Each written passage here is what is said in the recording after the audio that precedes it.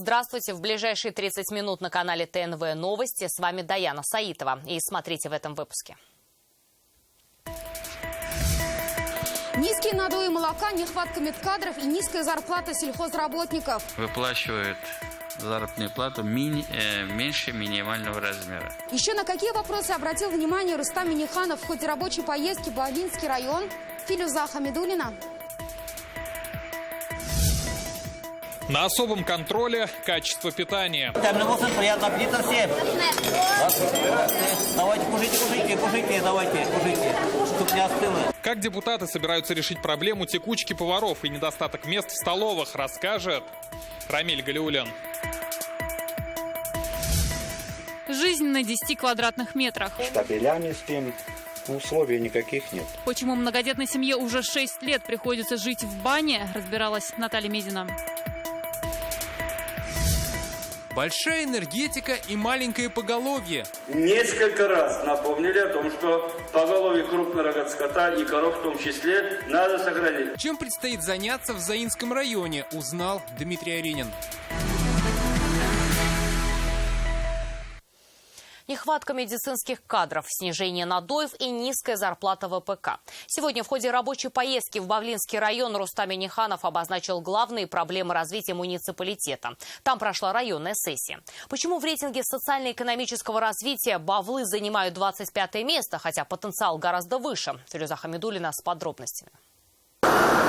Это предприятие по производству специального оборудования для ремонта скважин, одно из крупных не только в районе, но и на юго-востоке. Здесь есть даже собственный конструкторский отдел. Сегодня сюда пришел президент. Рустам Минниханов поинтересовался планами компании. Руководитель предприятия отметил, хотят открыть цех по термообработке металла. Это позволит реализовать полный цикл производства оборудования. У нас находится современное новейшее реализационное оборудование. Уникальное оборудование и в этом реабилитационном центре «Я смогу». В прошлом году его открыл Марат Ильясов. 14 лет назад он попал в ДТП и его парализовало. Но не только сам встал на ноги, но и создал собственную методику и теперь помогает другим. Разработал 26 тренажеров. Позволяет полностью убрать нагрузку, помогая мне поднимать. То есть, когда поднимаем, помогает вверх. В прошлом году Марату Ильясову вручили именную премию президента. Тогда он пригласил в гости Рустама Минниханова. Он сказал, приеду. Вот сегодня он приехал. Это на самом деле так значимо и будет, тем более еще и оставил пожелания. Такие центры должны появиться и в других районах республики, сказал президент. Целое конструкторское бюро не сделает то, что Марат сделал, и уже патентует, мы поможем ему запатентовать. Современные технологии в Бавлинском молочном цехе. В сутки здесь перерабатывают больше 15 тонн молока. Могли бы и больше, но надои по району низкие. 36 тонн в сутки. Как увеличить этот показатель? Об этом говорят уже на итоговой сессии. Без молока никуда мы не денемся.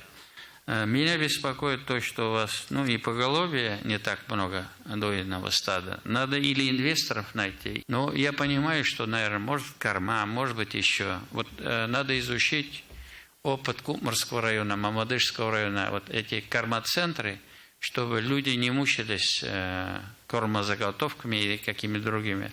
Еще одна тема, на которую обратил внимание президент – безработица и низкая зарплата. У нас сегодня 16 организаций района выплачивают заработную плату меньше минимального размера. Но, как вы знаете, сегодня, согласно и Конституции, работодатель не имеет права выплачивать меньше МРОТ.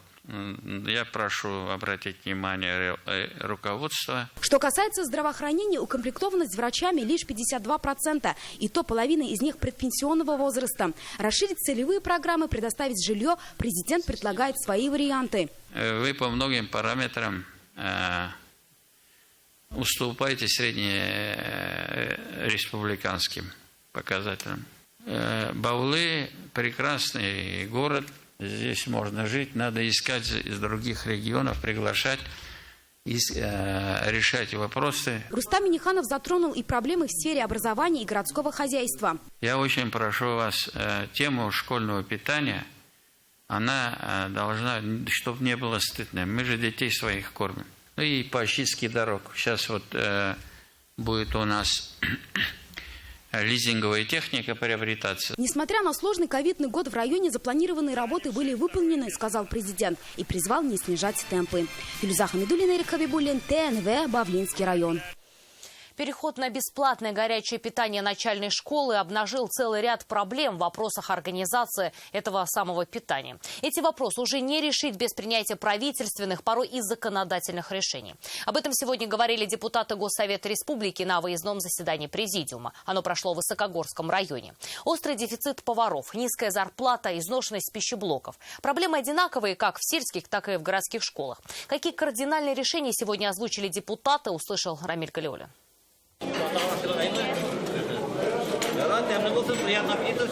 Это Высокогорская школа на 900 учеников. Сюда сегодня высадился большой десант депутатов и сразу в столовую. Из-за пандемии потоки детей разделены. В учреждении с порога признаются, не хватает поваров. Если раньше все ели в одно и то же время, то сейчас процесс на весь день. И накрывают каждому классу практически отдельно. На данный момент не хватает одного кухонного работника и 2 поваров.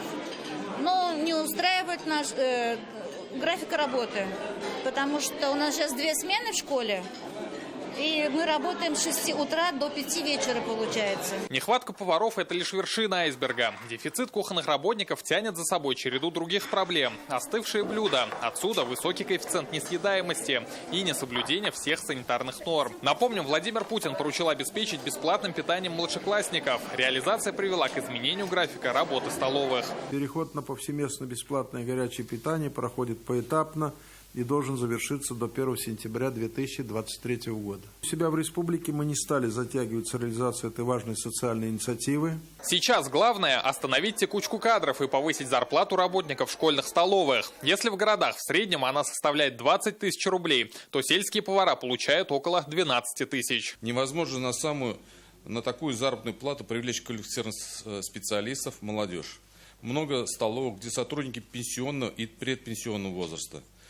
То есть через несколько лет этот вопрос может стать еще острее, если не будут вовремя приняты меры. Сейчас поварам приходится работать дольше, и детей становится больше, и логистику в пандемию выстраивать приходится, а мест в столовых не хватает. К примеру, в 25 казанских школах на одно посадочное место 8 учеников, при норме в 3. Мы сегодня кормим 143 тысячи школьников, а через 4 года буквально уже их будет 190 тысяч. И поэтому вопрос о том, что уже сделано и мы можем остановиться, точно не стоит. Нам нужны пристрои, нужно увеличение залов. Депутаты выступили с рядом инициатив. К примеру, сертифицировать товар, выращенный на пришкольных участках. Решение требует и вопрос ремонта пищеблоков. В нашей республике есть прекрасный опыт президентских программ по строительству и ремонту муниципальных школ, детских садов, клубов, ФАПов. Поэтому предлагаем рассмотреть возможность создания отдельной программы по развитию инфраструктуры пищеблоков и столовых. Необходим и единый подход в районах для определения льготной категории детей, подчеркнул Фарид Мухаммедшин. Где-то район считает 3 ребенка, значит, многодетная семья, а кто-то ждет 4-го, только с 4 начинает. Мне докладывали. Это тоже надо как-то привести в единообразие. Ну что, значит, в деревне Кирлигач 3 многодетные, а в деревне Карлабаш какой-нибудь, там 4-го надо ждать, чтобы попасть в категорию многодетных семей. Я думаю, это неправильный подход. Работать нужно и над культурой здорового питания. По итогам Президиума все озвученные предложения внесли в постановление, которое депутаты направят в адрес правительства. Рамиль Галиуллин, Вадим Илларионов, ТНВ, Высокогорский район. Многодетная семья 6 лет живет в бане. Непростая ситуация сложилась в деревне Актазики Менделеевского района. Основной источник доходов супругов Курихиных – субсидии на детей и выручка от продажи молока со своего хозяйства. Но этих средств не хватает на строительство дома. Деньги уходят и на дрова, и на питание, а также на одежду для 5 детей, 2 из которых инвалиды, они проходят лечение. Сейчас по этому факту проверку проводят органы опеки и прокуратура. Наталья Мезина продолжит.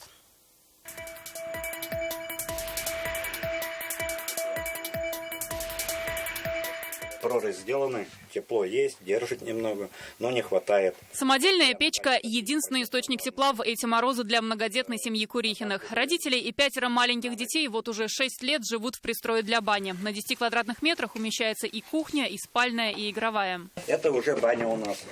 Отапливается он дровами. Дрова покупаем, сушилка, детские вещи. Среди 5 детей у 2 проблемы со здоровьем. 11-летняя дочь состоит на учете у психиатра и офтальмолога из-за развивающейся слепоты. А у среднего ребенка порок сердца. Недавно она перенесла операцию. То один болеет, то другой болеет. Но время нахожу подрабатывать. По словам Оксаны Курихиной, зарплаты мужа не хватает. Он на частных заработках. Чтобы улучшить условия, в прошлом году взяли кредит, построили сарай, купили коров, баранов, гусей и кур, а по весне сажают овощи. Да, я даже еще беременная ходила. Мы все доски поднимали с сыном 3. Муж, я все сами поднимали. 2 года мы этот сарай строили. Он работает летний как по сезону, а сейчас зимой он с детьми сидит. Садик возит, в школу, в больницу. Жилищная инспекция на просьбы о помощи не реагирует, говорят Курихины. У супругов есть прописка в 2 разных местах. На маткапитал от 2 ребенка Оксана купила дом в деревне Тураево. Но по каким-то причинам не заселились. Сегодня условия проживания здесь пришла проверить жилищная инспекция. Аж там калитку не откроешь. У главы семьи есть доля в доме, где он проживал в первом браке. Там я долю только имею. И то жена говорит, продай, квартиру дочке купишь. У меня бывшей женой 1 дочь. В органах опеки района нам сообщили, что семья за помощью к ним не обращалась. И об их сложной жизненной ситуации здесь не знали. Естественно, в бане жить детям невозможно, но тем не менее у данной гражданки есть и другое жилье, и у ее супруга нынешнего тоже есть другое жилье, где они могут свободно проживать. По словам же Оксаны Курихиной, семья не раз обращалась за поддержкой в администрацию района. Однако в исполкоме заявляют, просьбу о помощи они услышали впервые. Они все у нас на счету, получают меры социальной поддержки, которые зависят от нашего отделения. Вопросов, проблем не было. Все те программы, которые им полагаются, мы сейчас соберем всеми службами, мы их включим. Все, что полагается от государства, они получат. Сейчас делом Курихиных занялась прокуратура и исполком. У семьи есть возможность продать свой нежилой дом и земельный участок, предоставленный на 3 детей, и начать строительство собственного дома. После проверки всей информации Курихиным будет предложен наиболее приемлемый вариант поддержки. Наталья Мизина, Ильшат Аюпов, Рамиль Закиев, ТНВ, Менделеевский район. 264 пьяных водителя задержали автоинспекторы только за последнюю неделю. Каждый 4-й ДТП со смертельным исходом происходит по вине нетрезвых автолюбителей. Такие цифры сегодня озвучили на заседании правительственной комиссии по обеспечению безопасности на дорогах. Еще один острый вопрос – поздние сроки заключения госконтрактов на уборку зимних дорог. Какие еще вопросы подняли на комиссии, знает Юлия Гоглева. Я так думаю, убирали улицы традиционные, подрядные организации. Муниципалитеты должны были оформить госконтракты на уборку зимних дорог еще в октябре, однако сделали это под бой курантов. И это не могло не сказаться на качестве уборки, что повлекло за собой увеличение числа аварий. Об этом говорит министр транспорта, на что Шамиль Гафаров отвечает: факт вопиющий. Не должно быть так, коллеги. Я обращаюсь к председателям комиссии. Фарид Мударис однозначно прав. В октябре, а лучше в сентябре, при обеспеченности бюджетным контракты все должны быть заключены. Можно смело выезжать с проверкой в эти районы, кто выбирал до заключения контракта, кто выбирает после заключения контракта. Поднимать эти договора и потом с этими договорами потихоньку разбираться. Из-за нарушения содержания зимних дорог уже произошли крупные аварии с погибшими. Примеры привел главный госавтоинспектор. Так, 15 января в Буинском районе водитель автомобиля «Лада» при выезде из села на автодорогу к указанию Ульяна Старой Дрожжаной не уступил дорогу грузовому автомобилю «Скани» и совершил столкновение. В результате ТП водитель автомобиля скончался. Одной из причин данного происшествия явилось наличие на проезжей части рыхлого снега, из-за которого водитель не снизил скорость перед перекрестком, выезжая из деревни. В этот же день на 7-м километре региональной дороги Чистополь-Нижнекамск Кармалы произошло столкновение 2 автомобилей, в результате которого 1 человек погиб, 1 получил ранение. По итогам 2020-го количество ДТП в республике снизилось – 4017. Погибли 331 человек, меньше, чем в 2019-м, но каждый 4-й был за рулем под градусом. И это отдельная тема для разговора. Только за последнюю неделю на республиканских дорогах инспекторы остановили 264 пьяных водителя. Кто с пистолетом, с ружьем по улице ходить, что пьяным водитель за рулем ездит. Большой разницы нет. Рост аварийности по вине пьяных водителей в Казани, Агрызе, Аксубаево и Алькеево, а также еще в 14 районах. Шамиль Гафаров потребовал усилить работу СМИ по профилактике аварийности на дорогах. В 2020 году на данную тему в средствах массовой информации вышло более 24,5 тысяч материалов. Из них в интернет-издании 8 850, печатных 5 800, на ТВ 6950 и на радио 2750 материалов. Самое большое количество наблюдалось в электронных СМИ. Особое внимание на трассу М-12, масштабное строительство которой начнется в этом году. Шамиль Гафаров попросил районы подготовиться к приему и размещению специалистов, оборудовать площадки для стройматериалов. Юлия Гоголева, ТНВ, Казань. Татарстан в ожидании южного циклона. Он принесет в нашу республику оттепель. Уже в эту ночь местами пройдет мокрый снег и морось. В отдельных районах возможны слабые метели.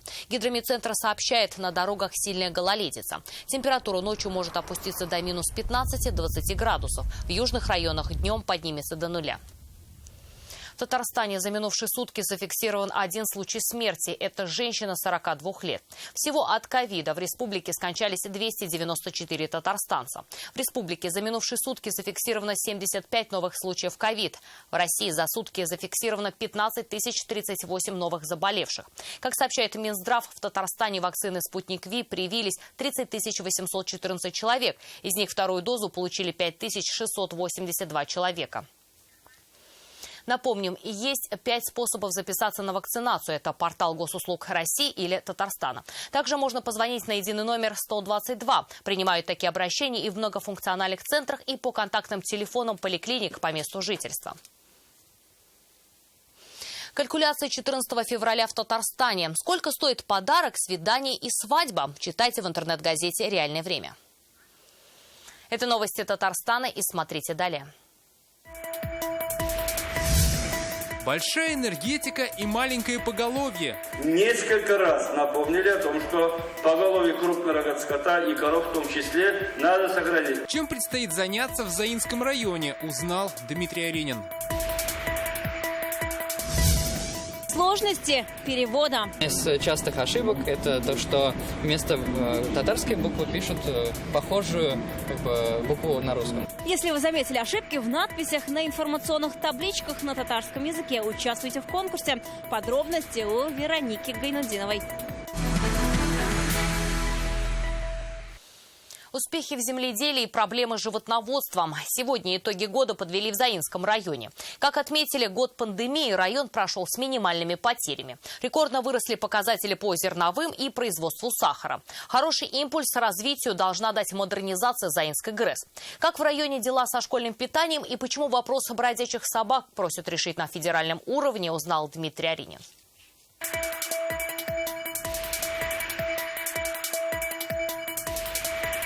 Сам блок будет находиться прямо вот здесь вот. Сейчас Заинск живет в ожидании большой стройки. На местный ГРЭС должен появиться новый энергоблок мощностью 850 мегаватт. Его строительство стало возможно благодаря федеральной программе по модернизации энергомощностей. На это выделено 37 миллиардов рублей. Один энергоблок будет выдавать 850 мегаватт, что больше 4 работающих сегодня энергоблоков. Новый энергоблок планируют построить к концу 2023 года. Реализация этого проекта позволит снизить стоимость электроэнергии для потребителей. Для города это, безусловно, стабильность на долгие годы. Станция будет продолжать работать, будет эффективно работать. И поэтому это и рабочие места, и налоговые поступления, и дальнейшее развитие района. Заинск в полной мере оправдывает звание энергетической столицы республики. Здесь также работает школа электромонтеров. В городе открылась новая производственная база электросетей. Приборы учета все приняты у нас по юрлицам. Приехавшая на районную сессию делегация также посетила вторую Заинскую школу. И здесь в это время шел обед. Сейчас школьное питание в республике находится на особом контроле. Попробовав блюдо, гости отметили, в этой школе все на должном уровне. Молодцы. Я считаю, что дети тут съедают все. Ну, похоже, они все с большим аппетитом кушают. Это очень важно. Все очень вкусно. Мне больше всего нравится пюре и котлета. Как доложили уже на сессии, в 2020 году в сфере продовольствия заинцы добились нескольких рекордов. По возделыванию зерновых культур район занял первое место в республике. Также сахарный завод переработал более 1 миллиона тонн сырья и выпустил около 200 тысяч тонн сахара. Это рекорд. В целом в республиканском рейтинге социально-экономического развития район уверенно занимает 7-ю позицию. На самом деле, 2020 год мы прошли с минимальными потерями. И я думаю, система здравоохранения и в целом вся система, которая функционирует у нас в муниципалитете, она справилась. То, что мы сегодня видим в Заинском районе, и в плане экономики, и в плане образования, и в плане медицины, это как раз показатель того, как руководство, люди находят решения в самых сложных ситуациях и находят правильное решение, оптимальное, и растут. При этом район теряет поголовье крупного рогатого скота. Это, говорят, связано с планами развития бизнеса местного инвестора. Поголовье крупного рогатого скота и коров в том числе надо сохранить. Это предмет нашей работы, нашей сельской жизни. Мы предлагаем реанимировать хозяйство. Я предлагаю пересмотреть бизнес-планы, сохранить производство. Примеров этому очень много даже у наших соседей. Последние годы в Заинске растет и число жалоб от населения на бездомных собак. Их ловят и, чипировав, отпускают. Таково требование закона. Но, как отметил глава района, это может обернуться большой проблемой через несколько лет. Депутаты Госдумы Олега Морозова попросили поднять этот вопрос на федеральном уровне. Дмитрий Оригинович Шатаюпов, Рамиль Закиев, ТНВ, Заинск. В Казани планируют создать Институт развития города. Об этом сегодня во время посещения архитектурно-строительного университета объявил Ильсур Медшин. Мэр Казани встретился со студентами и выпускниками вуза. Как отметил градоначальник, в советское время работал Казгражданпроект. Сейчас необходимо создать Институт развития города. Эту идею поддержало руководство республики. Новое учреждение, объединив лучшие архитектурные силы, займется подготовкой проектов, планировок территории города и разработкой архитектурного облика новых зданий Казани. Мы в преддверии создания с рабочим названием, он будет называться Институт развития города. Мы только что приняли одними из первыми в новой законодательстве генеральный план. Давайте соберем лучшие мысли, давайте соберем всех наших выпускников, которые за рубежом, с новыми силами, с новым содержанием. Мы этот институт в этом году создадим. Найди ошибку на вывесках, топографических обозначениях, аншлагах жилых домов, дорожных указателях и получи приз. Татарстанцев приглашают принять участие в конкурсе по выявлению ошибок на информационных табличках на татарском языке. Конкурс проводит Институт языка, литературы и искусства имени Ибрагимова по инициативе комиссии при президенте республики по вопросам сохранения и развития татарского языка. Кто уже обращает внимание на такие ошибки и поможет ли конкурс изменить ситуацию, узнаем из репортажа.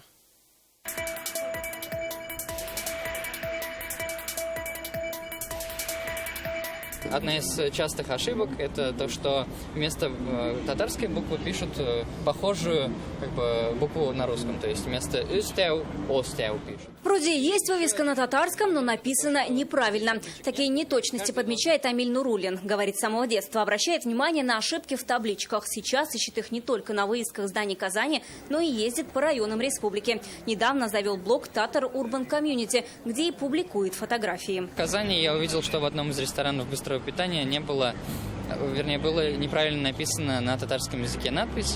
И я это тоже выставил, и потом руководитель этого ресторана увидел такой мой пост, и они исправили эту ошибку. Такие ошибки можно встретить даже в самом центре Казани. Мы сейчас на улице Пушкина. И вот на одной из кофеен есть вывеска «Щерге Щиста кофе». К сожалению, сейчас она не горит, ее сложно разглядеть, но зато вечером все ошибки бросаются в глаза. Человек, владеющий татарским, обратит внимание на слово «щиста», что в переводе означает «чистый». Получается, что чистый кофе? А что вы делаете с грязным? Шутят подписчики портала Матбугатро. Здесь наблюдательные читатели уже устроили своеобразную игру, говорит Данил Сафаров. Иногда доходят до каких-то абсурдных переводов, на которые, во-первых, без слез не взглянешь, иногда без слез абсурда, да, скажем так, иногда вызывает смех даже какой-то. На самом деле тут смеяться и радоваться нечему, да, это очень позорно. История. Ошибки находят даже в табличках на зданиях госорганов. Это несмотря на то, что есть постановление правительства республики. А в муниципалитетах работают штатные переводчики. Привлечь внимание к проблеме решили через специальный конкурс. Фотографии нужно загрузить на портал «Народный контроль». Анализируем данное обращение и в случае подтверждения там ошибки назначаем ответственного исполнителя по данной заявке. И после этого ответственный исполнитель принимает соответствующие меры по исправлению ошибки. Почему везде мы видим ошибки, визуальную информацию, кто подписывает, кто дает добро. То есть вот эти вещи должны быть на государственном уровне систематизироваться. А вот эти конкурсы, они, наверное, помогут для решения вот этих вопросов. Фотографии вывесок можно отправлять до 1 сентября. Среди участников конкурса выберут 10 победителей, которые пришлют наибольшее количество фото с ошибками. Обещают каждого наградить. Вероника Гайнудинова, Адель Миндубаев, ТНВ, Казань. Досрочно вышли в плей-офф Лиги чемпионов. Волейболисты «Зенита» на домашней арене переиграли Берлин и оформили путевку в следующий раунд международного турнира. Игра с Лубляной станет для казанцев простой формальностью. Как даются такие победы, узнаем у Алмаза Гафиятова. Вернулись в строй и доказали. Лидеры «Зенита» смогли оправиться от микротравм. Целая группа опытных игроков сразу добавила мощности в атаке. Атмосфера однозначно стала лучше. Это самое главное, потому что игра, она, в принципе, может прийти в любой момент. Нужно просто работать как можно больше. Но главное, чтобы была хорошая атмосфера внутри команды, чтобы каждый верил в каждого и не бросал играть. По другую сторону сетки капитан Берлина Сергей Гранкин становился олимпийским чемпионом вместе с Будько, Михайловым, Волковым и главным тренером Олекна. Теперь карьера забросила Гранкина в столицу Германии. Есть команда «Зенит», есть «Берлин». Это чуть-чуть разное, да?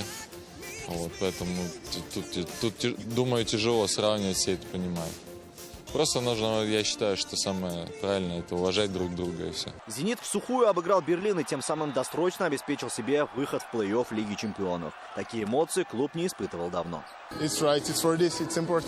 Очень важно играть в хорошем настроении, наслаждаться волейболом и забирать 3 очка. Мы чувствуем уверенность в себе, и этого нам не хватало. Главное, мы вернулись. Сегодня у «Зенита» матч против словенцев. В турнирном плане он не имеет значения, но как репетиции перед важными играми плей-офф – самое то. Алмаз Гафиятов, ТНВ, Казань. Это все к этому часу. Оставайтесь с нами и до встречи в следующих выпусках новостей.